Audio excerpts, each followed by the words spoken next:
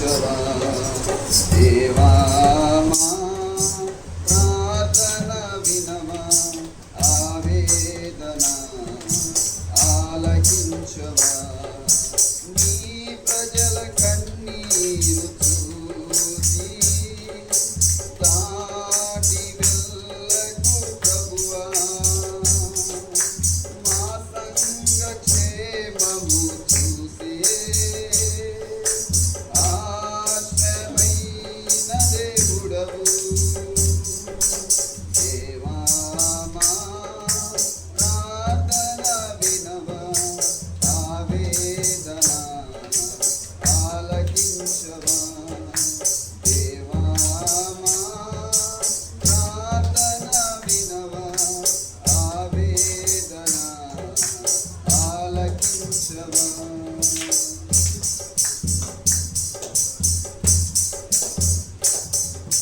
సూర్యుడే లేక వేకువరాదే కెరటాలు లేక సాగరము కాదే నీవు లేక జీవించగలమా సూర్యుడే లేక వేకువరాదే కెరటాలు లేక సాగరము కాదే నీవు లేక జీవించగలమా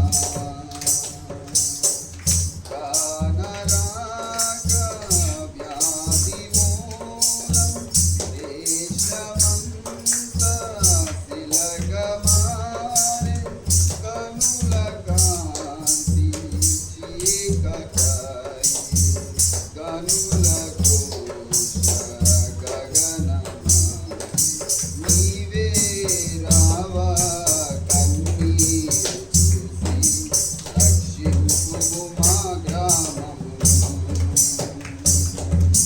దయచూపు మా యేసయ్యా దేవా మా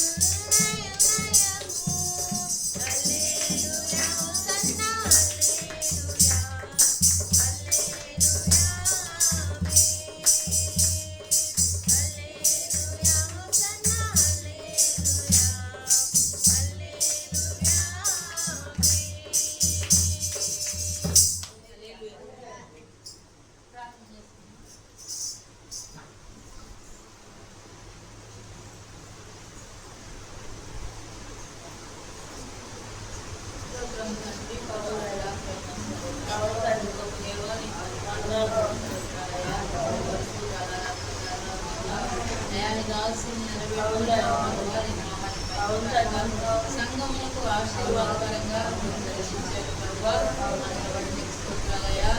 పాడిన పాటలు కూడా మీ ఆత్మనైన ప్రభు తెచ్చుకున్నారు ప్రతి కార్యక్రమాన్ని చేతులకు అప్పగిస్తూ ఉండగా మహిమ ప్రభావాలు మీరు నడుచుకున్నాం తండ్రి. అందులో లేచి నిలబడినట్లయితే దావీదు రాసిన కీర్తనలు 122, 123 చదువుకుందాం. యెహోవా మందిరమునకు వెళుతుమని జనులు నాతో అనినప్పుడు నేను సంతోషించితిని. యెరూషలేమా, నా పాదములు నీ గుమ్మలలో నిలుచుచున్నవి. యెరూషలేమా, బాగుగా కట్టబడిన పట్టణము వలె నీవు కట్టబడి ఉన్నావు. ఇశ్రాయేలీయులకు నియమింపబడిన శాసనమును బట్టి యెహోవా నామమునకు కృతజ్ఞతాస్తుతులు చెల్లించుటకై వారి గోత్రములు యెహోవా గోత్రములు అక్కడికి ఎక్కి వెళ్ళెను. అతడు న్యాయము తీర్చుటకై సింహాసనములు దావీదు వంశీయుల సింహాసనములు స్థాపింపబడి ఉన్నవి. యెరూషలేము యొక్క క్షేమము కొరకు ప్రార్థన చేయుడి. యెరూషలేమా, నిన్ను ప్రేమించు వారు వర్ధిల్లుదురు. నీ ప్రాకారములలో నెమ్మది కలుగును గాక. నగరులలో క్షేమముండును గాక. సహోదరుల నిమిత్తము నా సహవాసుల నిమిత్తమును నీకు క్షేమము కలుగును గాక అని నేనందును. మన దేవుడైన యెహోవా మందిరము నిమిత్తము మేలు చేయ ప్రయత్నించెదను. ఆకాశమందు ఆసీనుడైన వాడా, నీ తట్టు నా కన్నులెత్తుచున్నాను. దాసుల కన్నులు తమ యజమానుని చేతి తట్టును, దాసి కన్నులు తన యజమానురాలి చేతి తట్టును చూచినట్లు మన దేవుడైన యెహోవా కరుణించు వరకు మన కన్నులు ఆయన కన్ను చూచుచున్నవే. యెహోవా, మేము అధిక తిరస్కారము పాలైతిమి. అహంకారుల నిందయు గర్విష్ఠుల తిరస్కారమును మా మీదకి అధికముగా వచ్చి ఉన్నవి.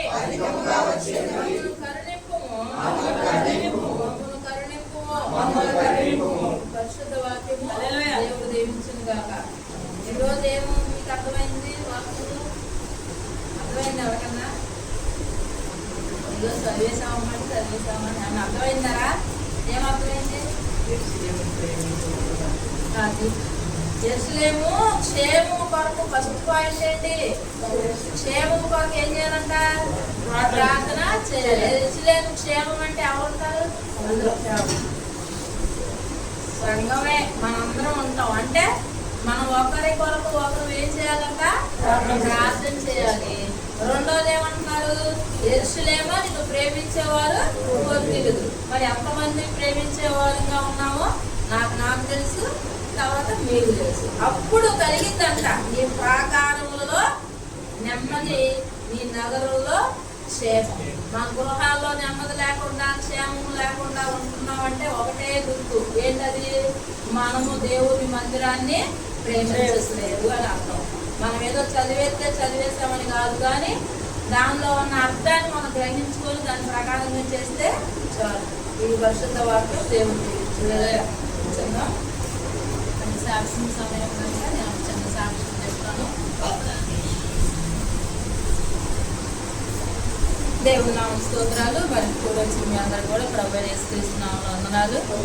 మరి దేవుడు మన కృపను బట్టి మరి 3 నెలలుగా నా చేతి విషయంలో మీరు అందరూ కూడా ప్రార్థన చేస్తున్నారు. అందుని బట్టి దేవునికే మహిమ కలుగును గాక. మరి అనేక చోట్ల వెళ్ళినప్పుడు కూడా మరి నాకైతే మరి ఏమీ అర్థం కాలేదు. సంవత్సరం టైం పడుతుందని చెప్తున్నారు, కానీ నాకైతే నైట్ పూట చాలా విపరీతమైన పెయిన్ వస్తుంది.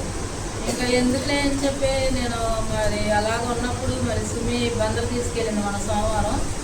మరి బందరు వెళ్ళినప్పుడు అయితే మరి ఎంఆర్ఐ స్కానింగ్లు అవన్నీ తీసినప్పుడు వారు ఏం చెప్పారంటే మరి అక్కడ కండ నలిగింది, తర్వాత అక్కడ గ్యాప్ వచ్చేసిందమ్మా. మరి దీనికి మరి 4 రోజులు మందులు ఇచ్చారు.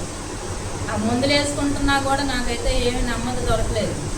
మరి ఏం చేయాలో కూడా అర్థం కావట్లేదు. ఇంకా మళ్ళీ మన సోమవారం వెళ్ళినప్పుడు వాళ్ళు చూసి ఏమన్నారంటే మరి భుజంలో నుంచి ఇంజక్షన్ చేస్తామమ్మా అని చెప్పి అన్నారు. మరి నాకైతే ఇంకా టెన్షన్ వస్తుంది, ఎందుకంటే మరి భుజంలో నుంచి ఇంజక్షన్ అంటే మరి ఎలా చేస్తారో ఏంటో నాకేం అర్థం కావట్లేదు. ఓ పక్కనేమో టెన్షన్ వస్తుంది, భయం వేస్తుంది, ఎందుకంటే మరి ఆ ఇంజక్షన్ అంటే మరి ఎముక చేస్తారో ఎలా చేస్తారో నాకేం అర్థం కావాల. సరే అని చెప్పి మరి మంగళవారం రమ్మన్నారు. మరి సోమవారం మేము వెళ్ళినప్పుడు మరి అయ్యగారు కూడా చాలా దినాలుగా నడుము నొప్పి వస్తుంది అంటున్నారు. మరి నడుము నొప్పి ఎందుకు వస్తుందో మాకు తెలియట్లేదు. మరి అప్పుడు కిడ్నీలో రాళ్ళు ఉన్నాయని చెప్పి అన్నారు కదా, అప్పుడు విజయవాడ ఆంటీ వాళ్ళ ఇంట్లో ప్రేయర్ పెట్టినప్పుడు ఆయనకి ఇబ్బంది కలిగింది. మరి ఆ స్టోన్స్ ఉండడం వల్ల నడుము నొప్పి వస్తుందేమోనని అనుకున్నాం. కానీ మరి సుమి అక్కడికి వచ్చిన తర్వాత డాడీ కూడా మరి స్కానింగ్లు తీపిద్దామమ్మా అంది. మరి ఓపీ అది తీసుకున్న తర్వాత మళ్ళీ అల్ట్రా స్కాను, సిటీ స్కాను అది తీశారు సోమవారం రోజు. మళ్ళీ తర్వాత ఎంఆర్ఐ స్కాన్ కూడా తీశారు. తీసిన తర్వాత మరి సిటీ స్కాన్లో రిపోర్ట్ ఆయన పెట్టాడు వెంటనే. అది ఏం జరిగిందంటే ఎముకలో మరి L3, L4 అనేది చివరి భాగంలో మరి దాన్ని క్రాక్ ఇచ్చి ఇలా ఉబ్బింది, అందువల్లే నడుము నొప్పి వస్తుంది. మరి ఎక్కువగా ప్రయాణాలు చేయొద్దు, మరి కూర్చోవద్దు అని చెప్పడం జరిగింది. మరి ఎంఆర్ఐ స్కాన్లో ఏమొస్తుందో దాన్ని బట్టి మరి ముందులో ఆడదామని చెప్పి అన్నారు. మరి ఆ స్కాన్ మరి వచ్చిందో రాదో ఇంకా తెలియలేదు. మరి సుమి తీసుకొస్తానంది. మరి మేమైతే ఒకటే ప్రార్థన చేస్తాం, మరి ఎక్కువ కాలం నిలబడొద్దు అంటే నిలబడకుండా కూర్చొని వాకింగ్ చెప్తున్నారు. మరి బండి ప్రయాణాలు చేయొద్దు, ఎక్కువగా కూర్చోకూడదు, లాంగ్ ప్రయాణాలు చేయొద్దు అంటే మరి తెల్లారేస్తే మరి వెళ్ళేదే ప్రార్థనలకు వెళ్ళాలి కదా, ఏంటి ప్రభు అని మరి ప్రార్థన చేస్తున్నాం. మరి ఆయన ఆరోగ్యం కోసం కూడా మరి ఎక్కువగా కూర్చున్న నడుము నొప్పి అని బాధపడుతున్నారు. మరి బండి ప్రయాణం చేస్తున్నప్పుడు కూడా చాలా ఇబ్బంది పడుతున్నారు, అటు ఇటు కదులుతూ మరి కూర్చునేటప్పుడు చాలా ఇబ్బంది పడుతున్నారు. మరి అయినా దేవుడు మరి అయ్యగారికి కూడా మంచి ఆరోగ్యం వచ్చేటట్టు మీ అందరిన ప్రార్థనలో జ్ఞాపకం చేసుకోండి. మరి మంగళవారం సాయంత్రం 7 మరి నన్ను అక్కడికి హాస్పిటల్ తీసుకెళ్ళారు. మరి ఆయన చూసి చెయ్యాలా ఇటు తిప్పమన్నప్పుడు పైకి ఇక్కడ నుంచి పైకి లెగట్లా చెయ్యి, మరి అయితే మరి ఇంజక్షన్ చేస్తానమ్మా అన్నాడు. సరేలేనండి అన్నాను. ఇంకా లోపల తీసుకెళ్ళి కూర్చున్న తర్వాత మరి అది మన గేదెలకి పశువులకు చేసే ఇంజక్షన్ పెద్దదే. అది చూసినప్పుడు ఇంకా నాకు టెన్షన్ వచ్చింది. మరి ఏంటి ప్రభువా, మరి నేనైతే తట్టుకోలేనయ్యా అని చెప్పి ప్రార్థన చేసుకుంటే అక్కడ కూర్చొని మరి నేనైతే కళ్ళు మూసుకున్నాను. ఇంకా చూస్తుంటే భయం వేస్తుంది. మరి 3 చోట్ల చేసినప్పుడు ఇంజక్షన్ అది లోపల టచ్ అయినప్పుడు ఈ చెయ్యి ఇలా వణుకొచ్చేసి మరి అప్పటికప్పుడే మరి నాకు పశ్చిమోదం లాగా వచ్చేసింది ఎవరని భయం వేసింది. చెయ్యి అంత వణికిపోతుంది, చాలా భయం వేసింది. నేను ఎవరిని సుమిత్రాన్ని కూడా లోపలికి పంపించలేదు, బయటికి వెళ్ళిపోమన్నారు. మరి 3 చోట్ల చేశాడు. చేసినప్పుడు పైకి వెళ్తున్నామ్మా అన్నప్పుడు అలాగే ఉంది, కానీ నాకేం మార్పు రాలేదు. మరి నొప్పి తగ్గిందా అన్నప్పుడు నాకైతే ఏం తగ్గలేదండి అన్నాను. అన్న తర్వాత మరి ఏంటి మరి దీనికి తగ్గిద్దా ఏంటి అని నేను అడిగాను. అడిగితే ఆయన ఏం చెప్పాడంటే మరి దీనికి తగ్గితే తగ్గాలమ్మా, లేకపోతే మరి అక్కడ బొద్దుల దగ్గర మొత్తం ఇచ్చేసి మరి చెయ్యి అటు ఇటు తిప్పడం జరిగింది, మరి మీకు బాగా స్టక్ అయిపోయిందని చెప్పన్నాడు.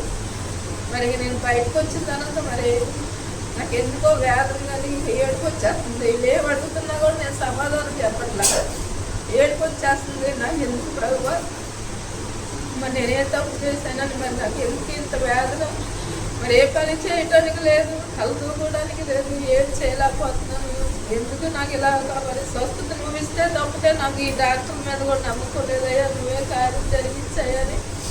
ఇక అక్కడి నుంచి మరి విజయవాడ బందర్ నుంచి ఇక్కడ బయలుదేరి వస్తున్నాము. మరి మార్చి మధ్యలో మరి వీళ్ళందరూ ఫోన్ చేస్తున్నారు కానీ నేనైతే మాట్లాడలేకపోతున్నాను. నేను ఒకటే ప్రార్థన చేసుకున్న ప్రభువా, డాక్టర్ నువ్వే, మరి డాక్టర్కి జ్ఞానం ఇచ్చే దేవుడు కూడా నీవే. మరి నీకు అసాధ్యమైనది ఏది లేదు కదయ్యా, నువ్వే నాకు స్వస్థతని ప్రభువా అని నేను కారులో కూర్చొని ప్రార్థన చేసుకుంటూ వచ్చాను.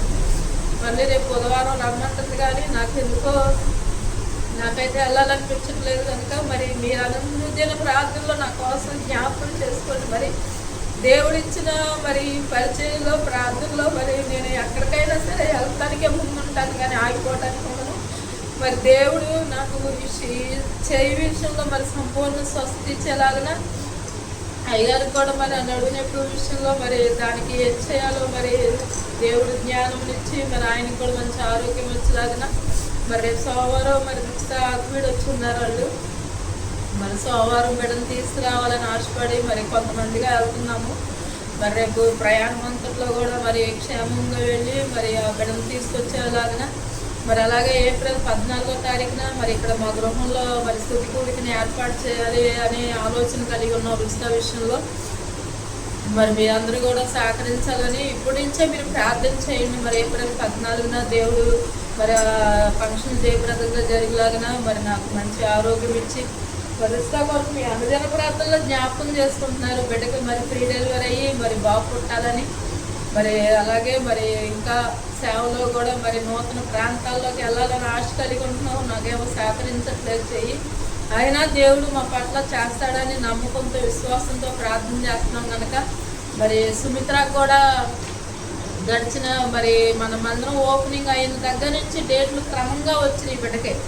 మరలా తనకు కూడా మరి 4 నెలల నుంచి ఆగిపోతే మరి ఆవిడ కూడా మరి గవర్నమెంట్ హాస్పిటల్లో స్కానింగ్ తీపించుకుంది. మరి అక్కడ బందర్లోనే ఒక గైనకాలజిస్ట్ ఉంటే ఆమె దగ్గరికి తీసుకెళ్ళాం మంగళవారం. తీసుకెళ్ళినప్పుడు ఆ రిపోర్ట్ అది చూసి జబ్బు అయితే ఏమీ లేదమ్మా, బాగానే ఉంది, మరి 8 రోజులకి ట్యాబ్లెట్లు ఇస్తున్నాను, మరి డేట్ వస్తుంది అని చెప్పింది. మరి మంగళవారం నుంచి ఇప్పుడు వాడుతుంది కానీ రావట్లా. నా నమ్మకం ఏంటంటే మరి దేవుడే చేస్తాడు. మరి సుమిత్ర విషయంలో కూడా మరి మీ అనుదిన ప్రార్థనలో ఆ బిడ్డ కొరకు కూడా ప్రార్థన చేయండి. మరి ఇన్ని ఆటంకాలు ఉన్నాయంటే దేవుడు కారు మీద ఉందని నేనైతే నమ్ముతున్నాను. హల్లెలూయా. ఆ బిడ్డ విషయంలో మరి ఉద్యోగ విషయంలో ఆ బిడ్డ వివాహ విషయంలో మరి ఎటువంటి మరి ఏమీ లేకుండా మరి దేవుడు సమాధానకరంగా జరుగులాగిన కూడా మరి ఆ బిడ్డ కొరకు ప్రార్థన చేయమని అడుగుతున్నాను. మరి ఉద్యోగ విషయంలో కూడా మరి అయ్యగారేమో మరి వేరే చోటకి పంపిద్దామని ఆలోచన కలిగి ఉన్నారు. అయినా మా ఆలోచనలు కాదు కానీ మరి దేవుడి యొక్క ఆలోచనకే మేము తల ఉంచుతాం కనుక మరి ఆ బిడ్డ పాస్పోర్ట్కి అప్లై చేసుకున్నప్పుడు పాస్పోర్ట్ వచ్చింది. మరి నేను ఇల్లు సర్దినప్పుడు మరి అవన్నీ ఎక్కడ పెట్టానో నాకైతే గుర్తు రావడం, నాకేం గుర్తుండట్లేదు ఈ మధ్య అసలు. మరి అన్నీ ఎదుగుతున్నాం, అన్నీ ఎక్కడెక్కడ అన్నీ ఉంటున్నాయి కానీ తన పాస్పోర్ట్ మాత్రం కనపడట్లేదు. పోయిన శనివారం కూడా నేను ఇక్కడ వాకింగ్ చెప్తుంటే అయ్యగారు వెళ్ళి ఇల్లంతా ఎత్తికాను కానీ అన్ని అయ్యగారు ఉంది, రుచితాలు ఉంది, అన్నీ ఎక్కడెక్కడ పాస్పోర్ట్లు వీళ్ళిద్దరే ఉన్నాయి, సుమిత్ర మాత్రం కనిపించట్లా.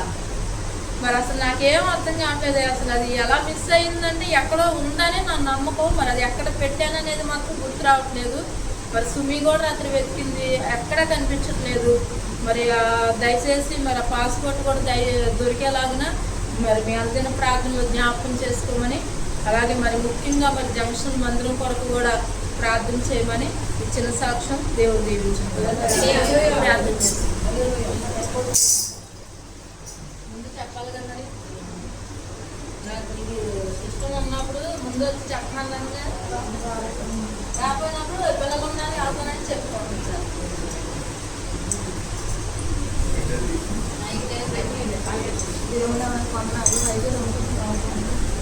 సంవత్సరం అంటే నిన్న విజయవాడ నేను ఎక్కించి మా ఊరు వెళ్దాం అనుకున్నాను. అయితే మీ అందరూ నా కోసం మా పిల్లల కోసం ఎంతగానో ప్రార్థన చేశారు పొలం గురించి. అయితే బందర్ వెళ్ళాల్సి వచ్చిద్దాం, ఫోన్ రాకపోతే అనుకున్నాం. అయితే ఫోన్ వచ్చింది మొన్న ఆదివారము, మీరు తొందరగా ఆకుకూర రండి అమ్మ, మీరు మరి మీ తరఫు నుంచి కాగితాలు వచ్చినాయి అన్నారు. అందుని బట్టి మీకు ఎంతో వందనాలు. మీ అందరూ ఎంతో ప్రార్థన చేస్తున్నారు. నా బిడ్డల కొరకు నేను విశ్వాసంతో నమ్ముతున్నాను. అయితే నేను ఇట్టించి వస్తానండి, విజయవాడ అయితే నేను రాలేను, అక్కడైతే నాకు తెలియదు, అట్టించి వెళ్తాకుండా ఉంటున్నాను. అయితే ఆ మేడం అంటే సార్ తీసుకెళ్తాలేమ్మా, నీకు వచ్చేసి అన్నాడు. నేను వెళ్ళి 11 అయింది. 11 అయితే 2 గంటలు 3 గంటలు అక్కడేమన్నారు బంగారు కూడా. మరి వాళ్ళేమో ఎవరి కళ్ళు పనిలో ఉంటారు. దాన్నేమో మరి ఇంటికి వెళ్ళిపోమంటారేమో నాకైతే తెలియట్లేదు. ఫోన్లు 3 రోజులు బట్టి చేస్తున్నారు. మరి సార్కి ఖాళీ లేక మేడం ఖాళీ లేక ఎవరు తీసుకెళ్ళట్లేదు. అవన్నీ చెత్తమైతే మరి కూడా తీసుకెళ్ళని సాక్ష్యం చెప్పుకుంటానే మరి వెనక్కి పంపిస్తే మళ్ళీ సార్ ఫోన్ చేస్తాడు. మరి ఏం సమాధానం చెప్పాలో నాకైతే అర్థం కావట్లేదు. అట్టించేది నేను వెళ్ళేదాన్ని ఇటు దారి అయితే నాకు తెలీదు. ఆ మేడం వచ్చేలా సహాయం చేయమని అడిగి దేవుడు ప్రార్థన చేసుకుంటూ అక్కడే కూర్చున్నాను. దేవుడు దయ పుట్టించి సార్ ఖాళీ లేదు మేడం వెళ్ళమని చెప్పి ఆమె ఫోన్ చేశారంట. ఆ మేడం నేను కలిసి విజయవాడ నుంచి మా ఊరు వెళ్ళాము. మా ఊరు వెళ్ళి అక్కడ దిగి గన్నవరంలో మళ్ళీ ఆటో ఎక్కాము. అక్కడి నుంచి అయితే మాకు తెలుసు నేను తీసుకెళ్ళిపోతాను. అలాగే మళ్ళీ పంచదార్స్కి వెళ్ళమన్నారు. అక్కడికి వెళ్ళాము. అక్కడికి వెళ్తే సార్ లేడు. మళ్ళీ అక్కడి నుంచి మళ్ళీ మేడం పాప నడిచి నా కోసం ఎంతో ప్రయాసపడింది. మళ్ళీ నడిచి మళ్ళీ చాలా ఆటో కోసం వచ్చాం. మళ్ళీ అక్కడి నుంచి చిన్నవాడికి పెద్దవాడికి వెళ్ళంట. మళ్ళీ అక్కడికి వెళ్ళాం. అక్కడికి వెళ్తే అక్కడి నుంచి కూడా నాకు ఆటో కట్టుకుంటాను. నా దగ్గర డబ్బులు లేవు. నేను అన్నగా ఎంతో కొంత తీసుకెళ్ళాం. భోజనం కూడా పెట్టి తక్కువ నా దగ్గర లేవు. అయినా కానీ ఆ బిడ్డ నా కోసం ఎంతో ప్రయాసపడి చాలా దూరం నడిచింది. మేడం ఆటోలో మాట్లాడతానంటే ఆటో కూడా వస్తుంది. అయితే సరే నడిచి వెళ్ళాం. నడిచి వెళ్ళాక సార్ ఉన్నాడు. సార్ ఉండి ఎన్నో బట్టి ఫోన్ చేస్తుంటే ఎందుకు రావట్లేదమ్మా నువ్వు ఏంది అంత చేతలేక ముందని అనేసరికి అయ్యా నాకు ఒక యాక్సిడెంట్ అయింది నేనేమో రాలేకపోతున్నాను. ఆ బిడ్డకి వెళ్ళలేము. ఈ ఎగ్జామ్ పరీక్షలో ఉన్నారు వాళ్ళేమో రావట్లేదు. మరి సార్ గారు నాతో మాట్లాడాలన్నారు. మరి మాట్లాడితే పడతారేమని చెప్పి అనుకున్నాను. అంటే సార్ కుదరలేదని మేము ఇద్దరం వచ్చాను అన్నాను. అంటే మా మరిది కోసం రిపోర్ట్ రాశారు. మరి ఆ రిపోర్ట్లో ఏం రాశారు అన్నీ కూడా మాకు వినిపించాడు. మరి మా మరిది మనసు మారి వాళ్ళకి పిలిపించి అడుగుతామన్నారు. ఆ సార్ అడిగిన దాన్ని బట్టి ఆయన చెప్పిన దాన్ని బట్టి మమ్మల్ని పిలిచి మళ్ళీ పెద్ద మనుషులు పిలిచి అందరూ పిలిచి మీటింగ్ పెడతామన్నారు. మరి ఆ బిడ్డ మనసు మారి నేను మాట్లాడినప్పుడు ఆ బిడ్డ మనసు మారి నా బిడ్డలకి నాకు వచ్చేటట్టు మీరు అనుదిన ప్రార్థనలకి జ్ఞాపకం చేసుకోండి. ఈ శివ సాక్ష్యం దేవుడు దీవించారు. ప్రార్థన చేసుకున్నాం. స్తోత్రం తండ్రి, పరిశుద్ధుడా, ప్రేమ స్వరూపుడా, దేవా నీకు వందనాలు, స్తోత్రాలు ప్రభువా. అయా బిడ్డలు చెప్పబడిన సాక్ష్యంలోనైనా అయా ఇదిగో మా జీవితాల్లోనైనా ఏది జరగాలన్నా నాయన ఏది చేయాలన్నా అది నీ చిత్తమే ప్రభువా. నువ్వు తప్పగా చేస్తావని నమ్ముతూ నా ప్రభువా అయా నీ కర్మపై మేము దృష్టి ఉంచి ఉన్నావు నా ప్రభువా. నీకు అసాధ్యమైనది ఏదీ లేదయ్యా. అయా ఇదిగో మనుషుల నమ్ముట కంటే యెహోవాను ఆశ్రయించడం మేలు అన్నావు. అయా బిడ్డల జీవితాల్లో మరి ప్రభువా ఆ ధనము రప్పించండి ప్రభువా. బిడ్డలు యవనస్తులు ప్రతి వారం కూడా నా ప్రభువా అయా మొదలు పెడుతున్నావు కదయ్యా. నీ మందిరంలో ప్రార్థిస్తున్నామయ్యా. విషయంలో కూడా నీ కార్యక్రమం మేము చూడాలయ్యా. నీ దాసుని కూడా మంచి ఆరోగ్యం దయచేయ్యా. ఇంకో నా చేతిని కూడా మీరు ముట్టండి నాకయ్యా. నీకు అసాధ్యమైతే ఏది లేదు నాయన. బిడ్డలు ఏది ప్రార్థిస్తున్నారో యవనస్తులు మొర పెట్టినప్పుడు వారి మొర విజ్ఞాపన ప్రభువా ఆలకిస్తారు కనుక ప్రభువా స్తుతిస్తూ నిన్ను గణపరుస్తూ ఇంకా చెప్పలేని సాక్ష్యములు కూడా అయా మరొక వారంలోనైనా చెప్పి నిన్ను గణపరిచే కృపను మాకు దయచేయమని యేసు నామములో అడుగుచున్నాను తండ్రి, ఆమేన్. మనందరం లేచి నిలబడినట్లయితే పాటలు పాడుకుందాం. నీ ధనము నీ ఘనము ప్రభువే